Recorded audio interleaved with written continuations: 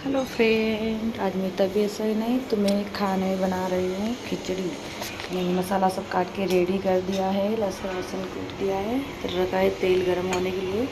तेल गरम हो रहा है और चिक्कू बोल रहा है मेरे को चाय पीने के लिए, चाय बना रही हूँ। तो चाय भी बन रही है और मैं इधर खिचड़ी बनाने की तैयारी कर रही हूँ। मेरे हस्बैंड को खिचड़ी के साथ में पराठा चाहिए, तो अभी आटा लगाने वाली नहीं हूँ। सुबह का आटा पड़ा है, एक पराठे बनाए जितना, उसका मैं उनके लिए एक पराठा बना दूँगी। बाकी खिचड़ी है वो हम सब लोग खा लेंगे।